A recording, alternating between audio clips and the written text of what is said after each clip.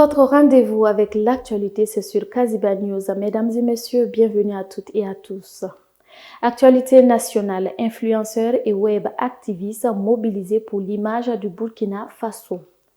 À Ouagadougou, le 17 janvier 2026, le gouvernement burkinabé a appelé les créateurs de contenu numérique à poursuivre leur engagement en faveur de la visibilité des actions publiques.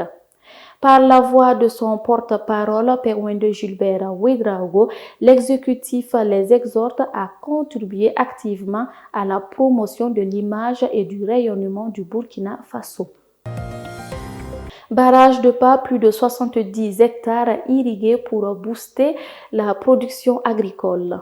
Le ministre d'État Ismaël Zombier a visité le nouveau périmètre irrigué du barrage de pas aménagé sur plus de 70 hectares. Doté d'une station de pompage solaire, le site vise à assurer une production continue et à renforcer la souveraineté alimentaire avec une extension des aménagements annoncés. Djibo, un match de gala pour renforcer la cohésion entre FDS et VDP et population. À Djibo, le 17 janvier 2026, un match de gala a réuni forces de défense et de sécurité volontaires pour la défense de la patrie, civils et agents communaux. Organisé sous le signe du vivre ensemble, l'initiative vise à renforcer la cohésion sociale et l'unité au sein de la commune. Mali-Guinée, Assimi Goïta à Conakry pour l'investiture de Mamadi Doumbouya. Le 17 janvier 2026, le président de la transition du Mali, le général d'armée Assimi Goïta, a pris part à Conakry à la cérémonie d'investiture du président guinéen Mamadi Doumbouya, marquant l'entrée en fonction du premier président de la 5e République de Guinée. Il a salué la solidité des liens historiques et des coopérations entre les deux pays.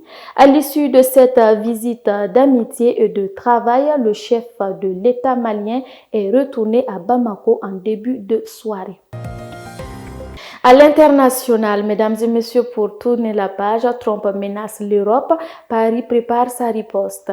Le 17 janvier 2026, Donald Trump a annoncé des surtaxes de 10% dès février, puis 25% en juin sur les importations de 8 pays européens dont la France, en réaction à leur opposition à ses projets autour du Groenland.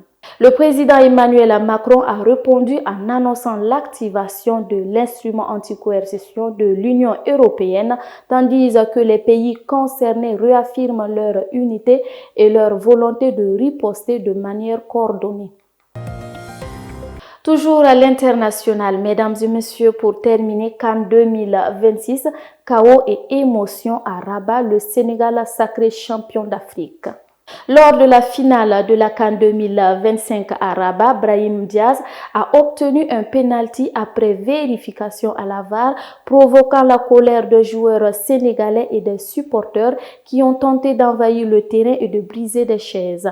Malgré le chaos, le Sénégal s'impose 1-0 grâce à Pape Gueye, décrochant ainsi son deuxième titre continental après 2021 dans une finale qui restera longuement mémorial. Merci de rester informés sur nos différentes plateformes www.kazibatv.bf. C'est tout pour ce Kaziba News.